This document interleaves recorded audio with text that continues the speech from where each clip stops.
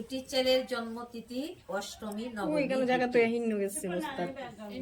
দুটি ছেলে অর্থাৎ দুইটি শিশুর জন্মতিথি।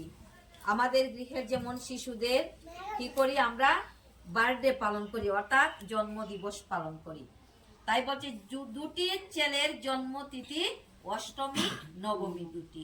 তাহলে এই দুটি ছেলেকে, এই একজন ছেলে হলো ভগবান শ্রীকৃষ্ণ। প্রেম সে কহো ভগবান শ্রীকৃষ্ণ চন্দ্র কি জয়। তো তিনি কোথায় জন্মগ্রহণ করেছেন? মথুরাতে, কংসের কারাগারে। কার গর্ভে? দৈবকীর উদরে। তিনি বসুদেব পুত্র বাসুদেব। একজন হলো বসুদেব পুত্র বাসুদেব, তিনি জন্মগ্রহণ করেছেন ভাদ্র মাসের অষ্টমী তিথিতে রোহিণী নক্ষত্রে। আর আরেকজন কে বলছে দুটি ছেলের জন্মতিথি অষ্টমী এবং নবমী দুটি। তাহলে অষ্টমীতে জন্মগ্রহণ করলো ভগবান শ্রীকৃষ্ণচন্দ্র, রাধে রাধে, যিনি এই বিশ্ব শ্রেষ্ঠ, এই জগতের বিশ্বেশ্বর, এই জগতের জগদীশ্বর, সেই প্রাণ গোবিন্দ। আরেকজন তাহলে কে, যিনি নবমীতে জন্মগ্রহণ করেছেন, তিনি কে? তিনি হলেন শ্রীরামচন্দ্র। শ্যাপতি রামচন্দ্র কি জয়। সীতাপতি রামচন্দ্র, সেই সীতাপতি রামচন্দ্র জন্মগ্রহণ করেছেন চৈত্র মাসের নবমী তিথিতে। তাই আমাদের সেই নবমী তিথি পালন করা উচিত। প্রত্যেক সনাতন ধর্মের কর্তব্য যে জন্মাষ্টমী তিথি পালন করা, ভগবান শ্রীকৃষ্ণের জন্মতিথি উৎসব, সেই মহোৎসব পালন করা। আর তৎসঙ্গে এই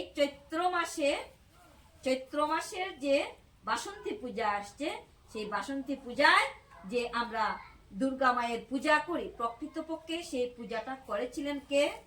ভগবান শ্রীরামচন্দ্র। কেন করেছিল? সীতামাকে যখন হরণ করে নিয়েছিল দশানন অর্থাৎ রাবণ, সর্বপ্রথমে সেই মহামায়ার পূজা করেছিল শ্রীরামচন্দ্র। সেই শিয়াবর রামচন্দ্র অর্থাৎ সীতাপতি রামচন্দ্রের জন্মতিথি হলো নবমী তিথি। সেই নবমী তিথি আমাদের পালন করা অবশ্যই কর্তব্য। আসছে কিছুদিন পরে আসছে সেই নবমী তিথি, আমাদের উচিত কর্তব্য। ভগবান শ্রীকৃষ্ণ জন্মগ্রহণ করেছিল রাত্রে 12টার সময়ে, কিন্তু সীতাপতি রামচন্দ্র জন্মগ্রহণ করেছে দিনের বেলায়। তাহলে অর্ধ দিবস উপবাস করলেই আমাদের হয় 12টা পর্যন্ত উপবাস। আমাদের কোনো অসুবিধা হবে কি?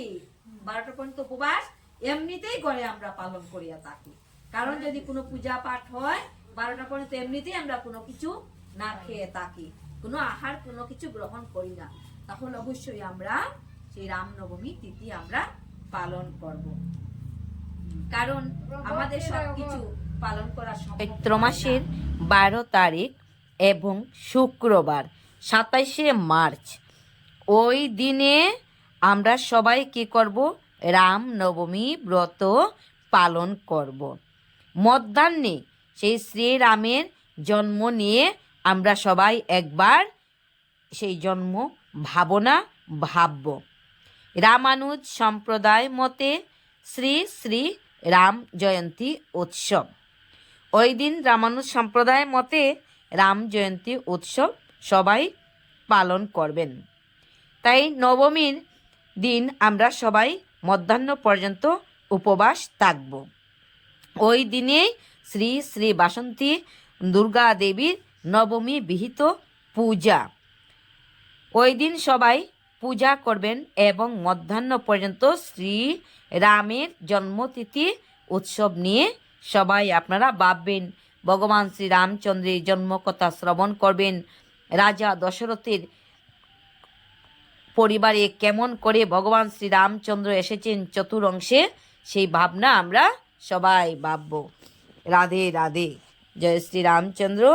আমরা আজকে এই চিন্তাধারা করব যে কে করে সেই 12ই চৈত্র 27শে মার্চ শুক্রবার আমরা রামনবমী তিথি পালন করিতে পারি।